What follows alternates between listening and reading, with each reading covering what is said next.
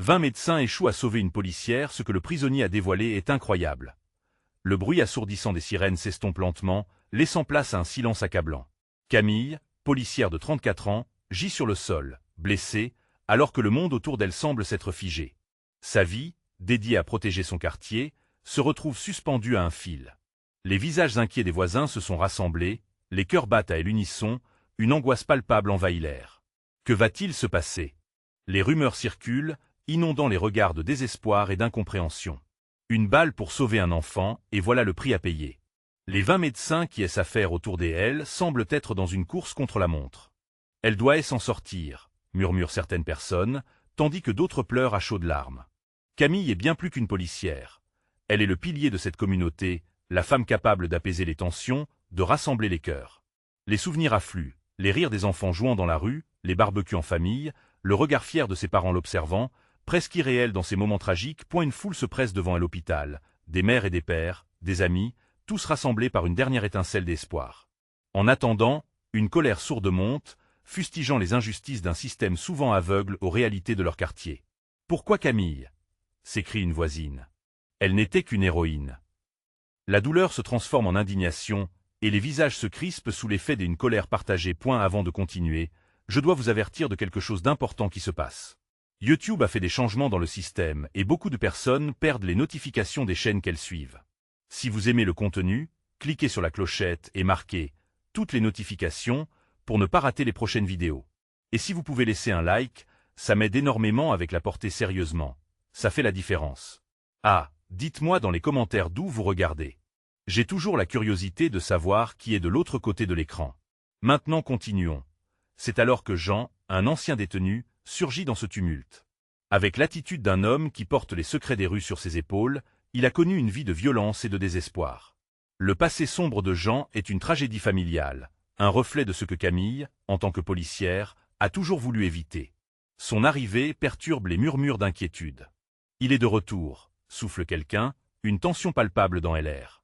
Mais Jean, avec des mots pleins de douleur, explique les mécanismes invisibles qui alimentent la violence dans ces quartiers. Ces vérités résonnent comme un cri du cœur, touchant les âmes engourdies. Pendant ce temps, Camille lutte pour sa vie, et alors que les médecins semblent échouer, une question brûlante émerge. Qui mérite vraiment une seconde chance? Le regard des personnes rassemblées commence à changer, confronté à l'idée de rédemption, à ce qu'il pourrait apprendre d'un homme comme Jean. Dans ce contexte de douleur et de colère, la force communautaire se transforme en un cri collectif pour la justice. Alors que l'état de Camille demeure incertain, une lueur d'espoir émerge dans les décombres de la tragédie, et la communauté se retrouve face à un choix décisif. Dans cette nuit des angoisses, se dessine une quête inattendue. Sauver non seulement Camille, mais aussi permettre à la compassion de triompher sur les blessures du passé. Qui sait si ce tragique moment ne sera pas le catalyseur de changements inespérés. Les heures s'égrènent lentement dans le couloir de tel hôpital, chaque seconde pesant comme une éternité. La tension est à son comble, les murmures indistincts se mêlant aux battements désynchronisés des cœurs. Les proches de Camille, massés dans une salle d'attente, vivent un véritable calvaire. Les visages blêmes trahissent l'angoisse. Ils échangent des regards, cherchant réconfort, mais ne trouvant que désespoir. Jean, lui, observe la scène avec une intensité nouvelle. La colère qui l'habitait autrefois semble s'être dissipée pour laisser place à une prise de conscience. Son passé tumultueux pèse toujours lourd, mais il ressent un besoin irrépressible de se racheter, de prouver qu'il est capable de faire une différence, même si c'est celle d'un seul geste. Il s'approche lentement de la foule, son cœur battant fort, conscient du regard des autres rivés sur lui. Les murmures cessent. Un silence gêné s'installe, comme si la communauté elle-même retenait son souffle, attendant ce que l'ancien détenu allait dire.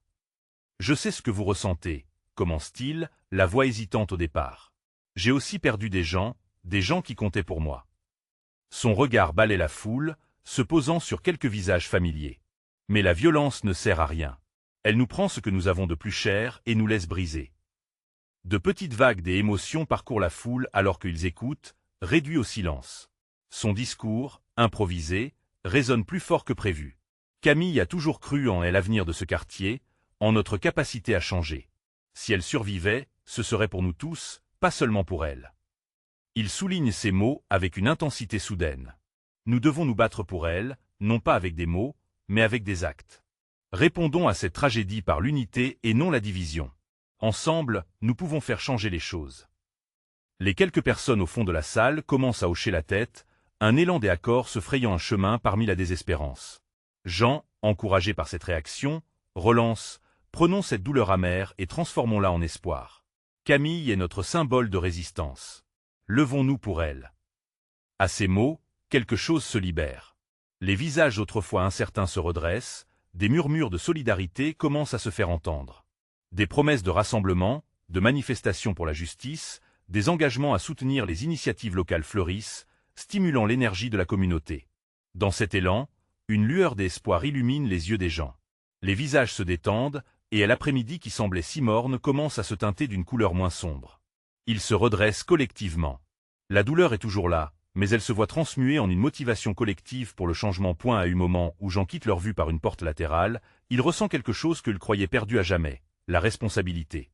Il sait désormais qu'il doit s'engager dans ce combat, non seulement pour Camille, mais pour tous ceux qui méritent une seconde chance. Tous se rendent progressivement compte qu'il s'agit d'un premier pas vers la transformation. Mais alors que l'espoir renaît, un faisceau de lumière traverse la salle, un bruit de chariots médicaux se fait penser à l'arrivée imminente des nouvelles de Camille. Quelles seront-elles, alors que la communauté se regroupe pour la défendre? Est-ce que la lutte pour sa vie sera à la hauteur du changement qu'ils espèrent tous? Le cœur en émoi, les vérités enfouies attendent d'éclore. La lumière se tamise dans le couloir de tel hôpital, et le regard de Jean scrute les visages anxieux qui l'entourent. Un murmure s'élève, speaker légers éclats d'espoir, mais chaque vibration est aussi tranchante qu'un couteau. Tous, au fond de leur cœur, savent que le moment de vérité approche. Les minutes semblaient s'étirer indéfiniment, chaque seconde alimentant l'anxiété ambiante. Tout à coup, une porte se rouvre avec fracas. 3 médecins sortent, visage grave, et le silence se fait. Jean sent son cœur accélérer. Dans un mouvement instinctif, il fait un pas en avant. Les regards convergent vers les praticiens, assoiffés de réponses. Est-ce que Camille a survécu? Est-ce qu'elle pourrait se battre encore? Le chef du service, un homme à la stature imposante, prend la parole, et chaque mot résonne comme une cloche funèbre. Nous avons fait tout ce que nous pouvions. Les voix s'élèvent dans une cacophonie de protestes, de cris de désespoir et de colère. Jean, surmontant son propre choc, s'efforce de rester fort. Il se heurte à l'impuissance d'un autre temps, celle qui l'avait enfermé dans ses propres démons. Soudain, la voix tremblante d'une proche de Camille s'élève. « S'il vous plaît, dites-nous la vérité. Est-elle morte ?» Jean sent la douleur palpable dans l'air, comme une tempête prête à éclater. Il prend une profonde inspiration. Il sait que des vérités se dévoilent parfois sous les coups de butoir de la souffrance. Le médecin hoche la tête. Nous avons perdu. Nous avons tout tenté, mais les blessures étaient trop graves. Le dernier mot s'éteint dans le flou de l'incompréhension. Un cri strident se fait entendre et étreint tout le monde. C'est celui de la panique, de la douleur et de la colère. Jean, au milieu des pleurs, aide à ce qu'il peut. Une main, une phrase, une présence. Mais au fond, il ressent une profonde déception, comme un poids écrasant sur son cœur. Cependant, il ne peut s'empêcher de penser à son propre discours. L'espoir que Camille a suscité ne doit pas mourir. Les promesses qu'ils ont formulées, ces rituels de justice pour un avenir meilleur, sont encore à portée de main. Il fait face à la foule, désespérée mais vibrante d'une énergie souterraine qui refuse de s'éteindre. « Ne laissez pas cette douleur nous diviser », crie-t-il avec une ferveur inattendue. Camille a toujours souhaité un avenir radieux pour notre communauté. Ne renonçons pas à ses rêves parce qu'elle ne peut plus les réaliser pour nous. Les têtes se dressent, des murmures d'approbation se font entendre. Jean sait que c'est un appel à l'unité qu'ils doivent entendre tous ensemble. Les visages s'illuminent à nouveau, une force collective émerge. Dessinant des plans pour des actions concrètes, des rassemblements pour honorer Camille, les bras s'élèvent. Chaque parole, chaque promesse résonne tel un élan pour ceux qui ne peuvent plus se battre. Mais au fond de son esprit, Jean se questionne. Parviendra-t-il vraiment à transformer cette douleur en quelque chose de beau, en quelque chose d'édifiant? Est-ce que son passé, ses erreurs, ne viendront pas gâcher tout ce qu'il s'efforce de construire ensemble? Soudain, son téléphone vibre dans sa poche, brisant l'intensité du moment. C'est un message d'un numéro qu'il ne reconnaît pas. En l'ouvrant, son cœur loupe un battement. Les mots qu'il lit ne laissent aucun doute, quelqu'un sait ce qui s'est réellement passé cette nuit-là. Qui lui envoie ces nouvelles? Que sait cette personne sur Camille, sur la tragédie qui vient de se dérouler? Tandis que l'angoisse se mêle à l'espoir ravivé, Jean sent qu'une nouvelle étape se dessine. Qui sait? Peut-être que la vérité recèle encore d'autres révélations, juste en attente d'éclore. L'intrigue est loin d'être terminée. Jean fixe l'écran de son téléphone comme si un sort en dépendait. Les mots sur le message s'inscrivent en blanc sur fond noir, brûlant dans son esprit. Je sais ce qui est arrivé à Camille. Rencontrons-nous. L'étrangeté du numéro résonne avec une inquiétude sourde. Qui pourrait avoir des informations? Étonnamment, cette question suscite la lumière de tel espoir au milieu de la tourmente. Elle se détourne de la foule, la voix de ses amis et proches résonnant encore à ses oreilles. Des voix pleines de douleur, mais aussi de détermination. Son cœur bat la chamade, partagé entre la nécessité de rester ici, présent pour ceux qui l'entourent, et celle de fouler un chemin vers une vérité peut-être salvatrice. Il prend une profonde inspiration, mettant de côté les cris et les larmes pour se concentrer. « Jean, tu viens ?» C'est Marie, une amie des enfances de Camille, qui le tire du tourbillon de ses pensées. Ses yeux, marqués par des larmes nouvelles, semblent chercher la réassurance. Jean acquiesce, mais sa tête reste ailleurs. Les mots du message lui brûlent les lèvres. Rien n'est encore décidé et peut-être un rendez-vous. Il se permet un sourire, espérant qu'il soit convaincant. Ne la laisse pas partir comme ça, insiste Marie. On doit se battre ensemble. Elle a raison, il le sait. Mais tel appel de la vérité le hante. Jean se promet de revenir, de retrouver son groupe de soutien, mais pour l'heure, une autre bataille, plus intime et personnelle, l'appelle. Il sort par la porte automatique de tel hôpital, le regard fixé sur la route qui s'étend devant lui. Dans sa voiture, il hésite un instant, le moteur tournant au ralenti. Que doit-il faire? Il compose le numéro et elle écoute sonner, une vibration chargée de tension. Une voix grave répond, l'invitant à un café discret au bout de la rue. Lorsqu'il s'engouffre dans l'établissement, une odeur des espressos fraîches se mélange à celle des viennoiseries chaudes. Une table au fond, à l'écart des autres clients, est la scène choisie pour leur rencontre. Un homme l'attend, le visage obscurci par l'ombre. Jean sent son cœur accélérer à nouveau. C'est un affrontement avec l'inconnu, une possible révélation de ce qui a poussé Camille au bord du désespoir. L'inconnu l'accueille avec un temps de silence. « Merci d'être venu, Jean. Ce que je vais te dire est délicat, mais c'est important. » Camille était plus impliquée qu'elle ne te l'a dit. Les mots piquent sa curiosité tout en libérant des strates de douleur déjà nées. Jean se penche en avant, avide de découvrir ce que Camille cachait. « Dis-moi tout, » demande-t-il, voix serrée. L'homme esquisse un sourire, mais ses yeux restaient sombres, comme s'ils avaient pris trop de secrets sur le monde.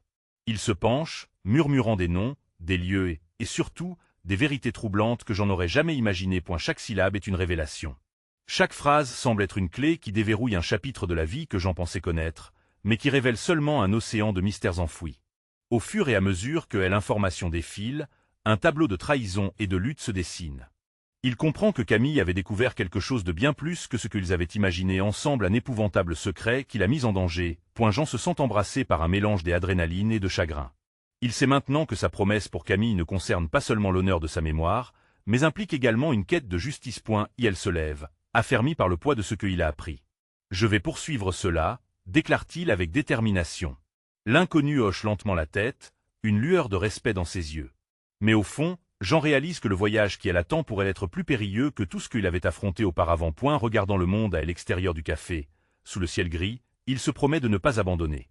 Qui sait quelle tempête l'attend encore? Mais il est prêt à affronter chaque vague. Alors qu'il s'éloigne du café, son téléphone vibre à nouveau. Un autre message. S'il savait, un nouvel appel du destin s'éveille dans son cœur. Cette fois, il sait qu'il doit tout faire pour découvrir la vérité refusée. Que lui réservera le prochain chapitre de cette tragédie? Une promesse? Une trahison? La vérité est là, au bout de sa route, et Jean est déterminé à la découvrir. Jean prend une profonde respiration avant d'ouvrir le message. Les doigts tremblants sur l'écran, il lit « Rends-toi chez Thomas à 18h ». Il sait quelque chose de crucial. Le nom de Thomas évoque des souvenirs confus, une amie commune, des rires partagés. Mais ce soir, il sait que ce sera bien différent. Il se remémore les sourires, mais aussi la pesanteur de la tristesse qui pèse sur son cœur.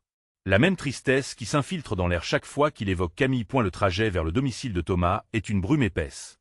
Les lumières des lampadaires se reflètent sur son pare-brise, créant une atmosphère troublante, presque surréaliste. Les routes qu'il emprunte semblent à la fois familières et lointaines, comme si chaque virage le menait vers une vérité insoupçonnée. En arrivant, il remarque que la maison est plongée dans l'obscurité, mise à part une faible lueur à l'intérieur. Il frappe à la porte avec une certaine hésitation. La voix de Thomas retentit bientôt, fatigué mais ferme. « Jan, entre. J'attendais ton appel. » Thomas est assis à la table, une tasse de café à la main, les traits tirés et marqués par l'angoisse. L'atmosphère est tendue, empreinte d'un lourd secret non partagé. Jean se sent soudainement alourdi par le poids de la discussion qui l'attend. Bernard, un ami de longue date, est un ouvreur de vérité, mais aussi une source d'inquiétude. Camille, elle cherchait quelque chose, commence Thomas, la voix brisée. Une preuve, quelque chose qui aurait pu démontrer qu'il s'interrompt, comme s'il pesait chaque mot avec soin. Jean voit la peur dans ses yeux. Quoi? Que pouvait-elle avoir découvert? Demande-t-il, la gorge serrée. Son cœur s'emballe. L'angoisse s'empare de lui, le contraignant à rester droit, à ne pas fuir. Elle a eu vent d'un réseau, un réseau de trafic de ceux qui sont censés protéger. Des policiers, Jean. Des gens en qui nous avons confiance. Jean sent un frisson parcourir son échine. Chaque syllabe de Thomas frappe une note sourde, créant une partition de révolte et d'arrogance. Camille était au cœur de quelque chose de bien plus sombre que ce qu'il avait craint. La réalité le frappe comme un tsunami, emportant tout sur son passage. J'ai essayé de l'avertir, mais elle était trop loin dans l'enquête. Elle voulait dénoncer les coupables, Jean. Elle pensait que cela pourrait sauver des vies, que a-t-elle trouvé? Jean demande encore, le désir de comprendre se mêlant à la peur de la réponse. Un document, une liste de noms. Mais elle n'a jamais pu l'atteindre. Avant qu'elle ne disparaisse, je l'ai entendu recevoir un appel, quelqu'un lui dit de rester en sécurité. C'était la dernière fois que je l'ai vue. Le silence s'installe, pesant, suffocant. Jean réalise brutalement qu'il s'est engagé sur un chemin dangereux où chaque pas le rapproche d'une vérité qu'il n'était pas préparé à découvrir. La peur pour elle s'est muée en une rage dévorante pour la justice. Je dois la retrouver, murmure-t-il, les poings serrés. Peu importe le danger, je dois savoir. Thomas acquiesce, son regard exprimant une crainte partagée. Je peux t'aider, mais il faut être prudent. Ils savent. Jean soupire, son cœur battant plus fort. Il est maintenant enchaîné à une quête, un chemin obscur de secrets à dévoiler.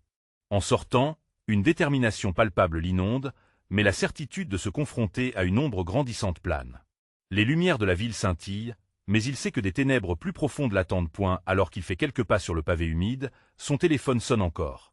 Un dernier message, ou un dernier avertissement. Sa main tremble alors qu'il décide d'ouvrir. L'écran s'illumine avec une promesse et une menace. Ne cherche pas Camille. Ils te veulent, toi aussi.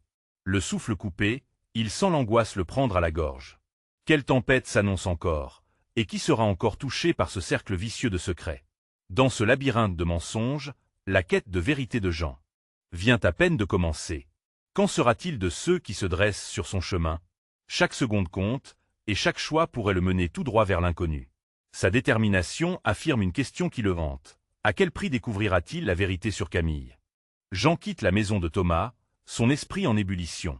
Chaque pas sur le pavé résonne comme un tambour de guerre. Les images de Camille, son sourire lumineux, ses éclats de rire, se mélangent à une obscurité insupportable.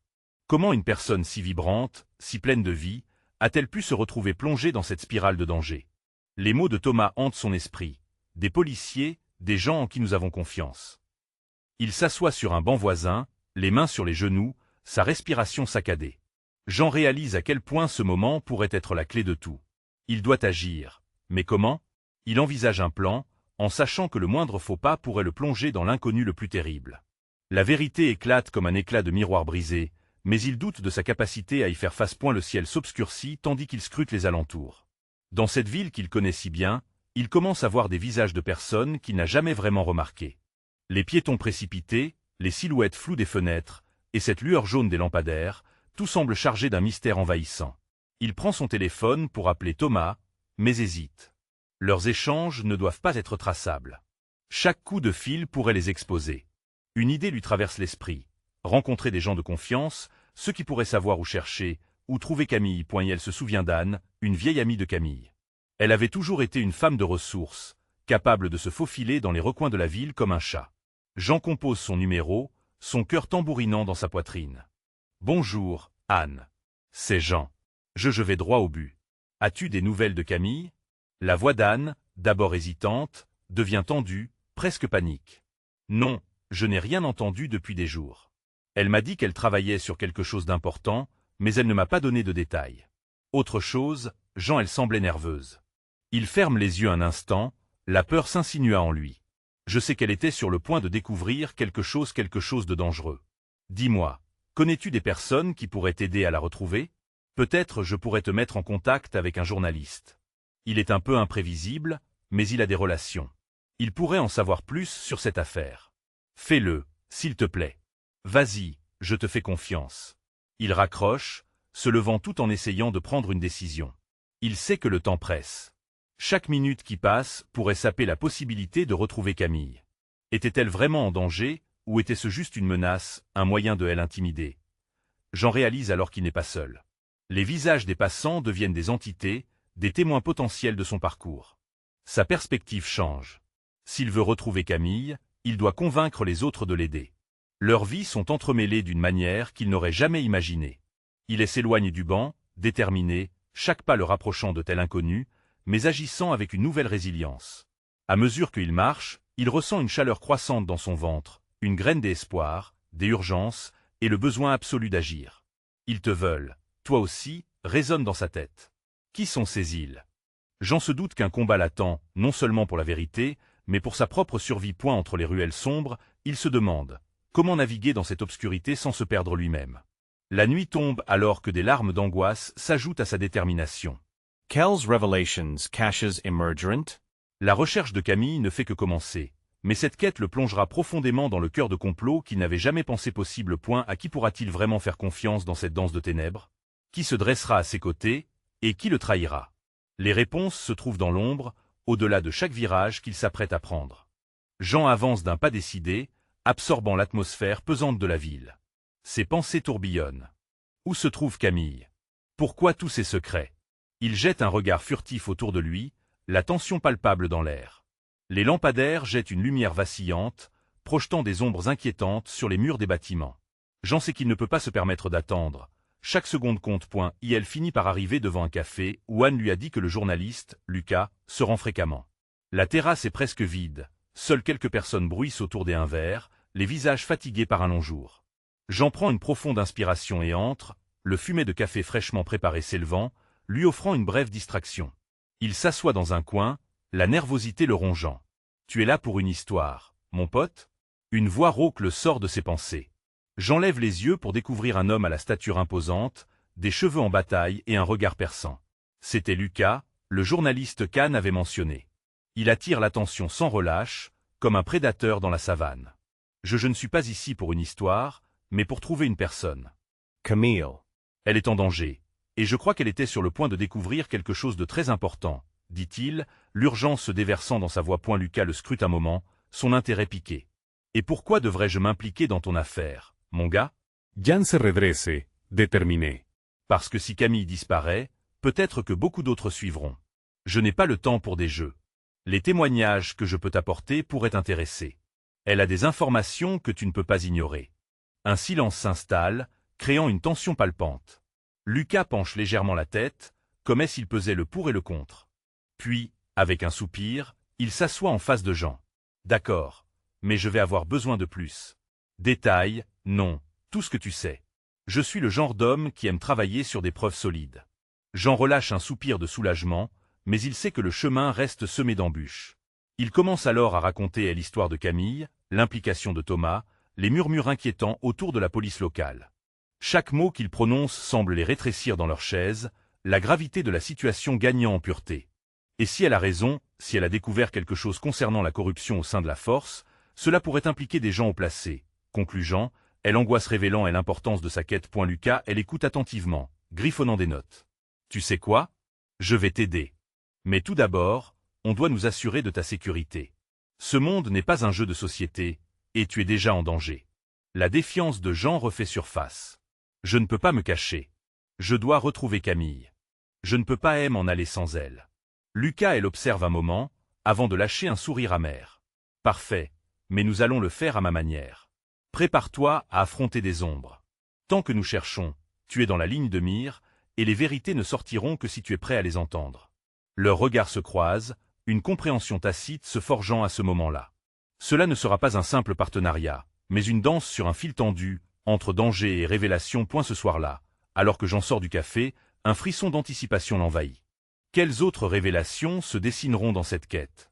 Quel prix était-il prêt à payer pour sauver Camille? L'obscurité de la nuit l'entoure de nouveau, mais cette fois, il n'est pas seul. Il doit désormais faire face à bien plus qu'il ne l'aurait imaginé. Des secrets, des dangers, des loyautés remises en question. La recherche de Camille l'entraînera dans des profondeurs encore inexplorées. Et si je ne pouvais pas faire confiance à Lucas lui-même? Se demande-t-il dans un murmure. Qui étaient vraiment ceux avec qui il collaborait?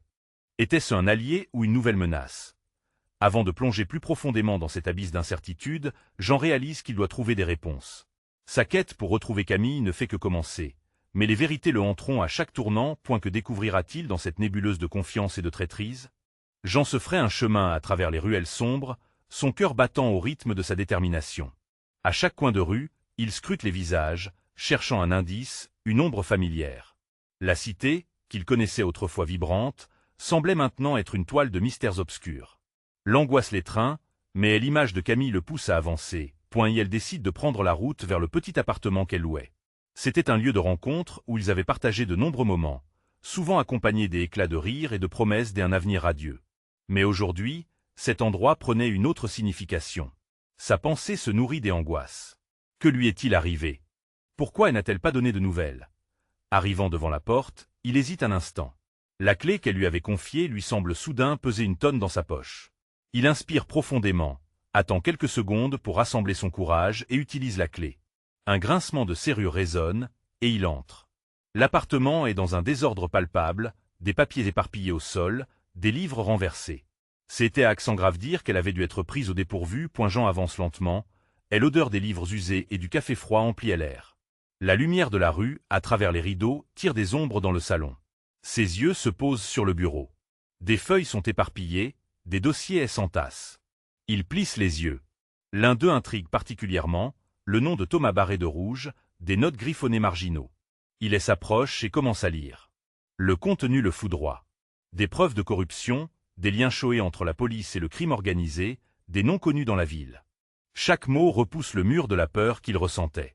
Camille avait eu raison, et ses découvertes la mettaient clairement en danger. « Qu'est-ce que tu as fait, Camille ?» murmure-t-il, une boule se formant dans sa gorge. La réalité s'impose avec force, faisant trembler ses genoux. La prise de conscience lui ravive l'espoir, mais la crainte de ce qui pourrait advenir le fiche point, et elle fouille frénétiquement le reste de tel appartement, chaque pièce lui révélant des morceaux du puzzle. Des coupures de journaux, des photographies et des enregistrements audio remplissent des tiroirs sans ordre. Chaque seconde compte et les aiguilles du temps semblent tourner à l'envers. L'adrénaline pulse dans ses veines alors qu'il commence à établir une connexion entre les documents de Camille et le danger qui l'entoure. Soudain, le bruit d'un pas résonne dans le couloir. Jean se fige, le cœur battant à tout rompre. Dans un frisson de crise, il se cache derrière la porte. Il entend des voix, celle de Lucas et une autre, plus grave et menaçante. Il n'arrive pas à distinguer les mots, mais l'atmosphère est suffocante. Comme une tempête prête à éclater épiant à travers une fente, il remarque un homme au visage inconnu, portant un costume sombré qui semble tout droit sorti d'une époque dépassée. Un frisson de terreur strie son échine. Que se disent-ils? Qui est cet homme? Serait-il là pour récupérer quelque chose? Jean sent que sa mission prend une tournure beaucoup plus dangereuse, et elle réalise qu'il doit agir vite. Alors qu'il cherche une issue, la voix de Lucas parvient clairement à ses oreilles. « Je ne peux pas garder ce secret. Si les choses deviennent trop chaudes, nous devons nous être prêts à le divulguer. » Ce mot, divulguer, résonne comme un gong résonnant des avertissements. Jean sait qu'il doit retrouver Camille avant qu'il ne soit trop tard. Tandis qu'il tente de quitter l'appartement à pas feutrés, il se promet que ce n'est que le début. Les ombres ne font que commencer à danser autour de lui, et il est prêt à les affronter. Quelle vérité encore cachée s'y trouvait? Et jusqu'où Jean serait-il prêt à aller pour sauver Camille de cette danse macabre avec la mort? Le cœur de Jean tambourine furieusement dans sa poitrine alors qu'il se glisse hors de l'appartement, sa sécurité en jeu. La voix de Lucas, révélant un secret si lourd à porter, résonne encore dans son esprit. Il sait que chaque mot prononcé pourrait être un pas de plus vers le sauvetage de Camille, ou vers un danger imminent.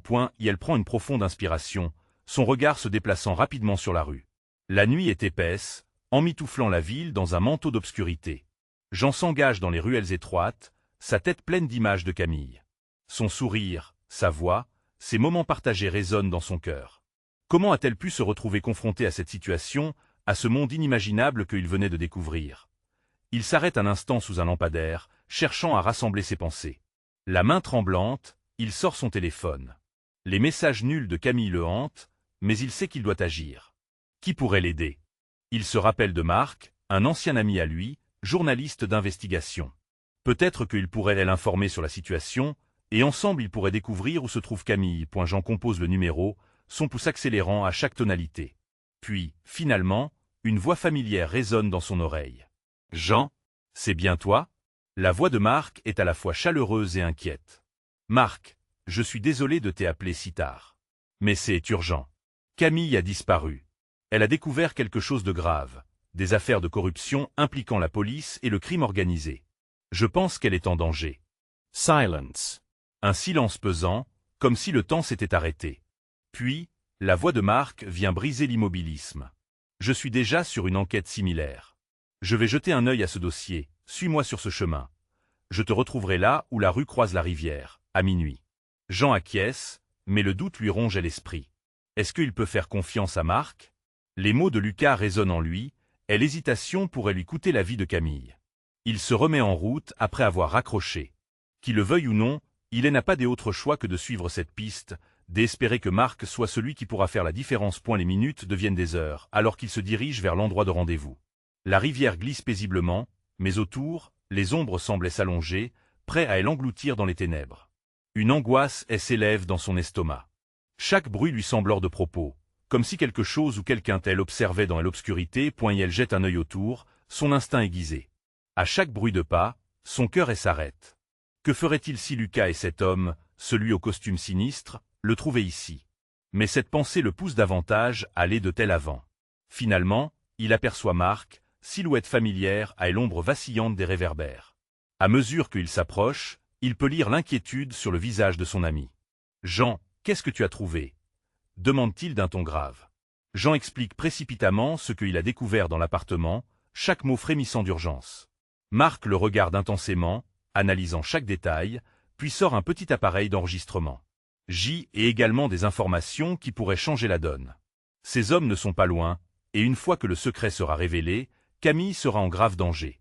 La réalité s'éclaire un peu plus dans l'ombre, mais la peur se glisse à nouveau dans le cœur de Jean. Que faire ensuite?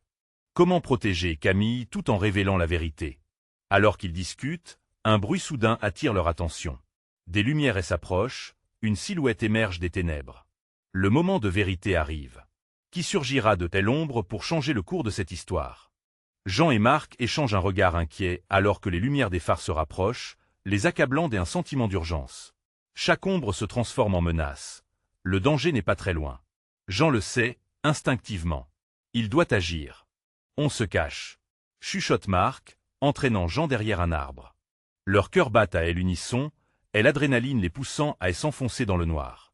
Le bruit se rapproche, et bientôt une voiture s'immobilise juste en face d'eux, interrompant leur élan. Deux hommes en sortent, silhouettes patibulaires sous les réverbères, échangeant des mots à voix basse. Jean n'a besoin que d'un regard vers Marc pour savoir qu'ils doivent rester discrets, écouter, comprendre. « Tu as le dossier ?» demande l'un d'eux, son visage partiellement éclairé. Jean tend l'oreille, se concentrant sur chaque mot, chaque inflexion. Ce doit être au sujet de Camille. « Oui, je l'ai. Mais tu sais qu'on prend un risque. » Cet échange fait grimacer Jean. Il parle de quelque chose de sérieux, de dangereux. Ce que Camille avait découvert était bien plus grave qu'il ne l'avait imaginé. Lorsqu'il se retourne pour partir, Marc glisse lentement son téléphone de sa poche. Sa main tremble, une photo du dossier glisse sur l'écran. Jean aperçoit le nom de Camille sur un document avec des lignes reliant des policiers locaux à un réseau criminel. Dans une fraction de seconde, le poids de cette révélation les écrase. On doit se dépêcher. Ils vont forcément se faire remarquer, murmure Jean. Il se faufile discrètement vers une ruelle adjacente derrière le couvert de la nuit. Le cœur leur martèle la poitrine, mais l'adrénaline les rend presque invincibles. « Marc, il faut qu'on prévienne les autres, que notre message passe. » s'exclame Jean, un feu de détermination dans ses yeux. Le regard de Marc s'assombrit. Et si ce qu'ils font, ce n'est pas juste des menaces? Jean, on joue notre vie là-dedans. Mais Jean se redresse, la flamme de la colère habillant son visage. On ne peut pas laisser ça continuer. Camille a donné sa vie pour nous tous, et nous, on la laisserait tomber? Marc hoche la tête, comprenant la profondeur des convictions de son ami. D'accord, mais il faut rassembler des preuves. Juste parler ne suffira pas. À cet instant, Jean sait ce qu'il doit faire. Ils doivent retourner à l'appartement de Camille. Les preuves qu'elle a laissées doivent être réunies, organisées pour être présentées aux autorités, sinon la quête de vérité pourrait s'éteindre dans l'ombre. Dans un accès de courage, il retourne vers l'appartement éclairé par une lune blafarde. La nervosité de Jean est palpable, une tension qu'il ressent dans chaque fibre de son être. Une fois à elle intérieure, il se précipite à travers les documents éparpillés. « Regarde ça », chuchote-t-il à Marc en feuilletant un carnet. Des rendez-vous, des noms, c'est bien plus vaste que je ne le pensais. Les minutes se transforment en heures alors qu'ils examinent méticuleusement le contenu. Chaque nouvelle découverte pointe vers une couverture dangereuse, un réseau de corruption qui raie la ligne entre le bien et le mal. Et lentement, l'idée d'une révélation publique prend forme. Mais une cloche d'alarme sonne lorsque la porte de tel appartement s'ouvre violemment. Le visage de Jean blêmit alors qu'il fait face à Lucas. « Que faites-vous ici » crie-t-il. « Si quelqu'un vous voit, c'est fini. Nous avons découvert quelque chose d'énorme. Camille n'était pas qu'une victime, elle était au cœur d'un complot, et nous avons des preuves que nous devons faire circuler. Mais maintenant, ils nous ont retrouvés, murmure Jean, les yeux pleins d'urgence.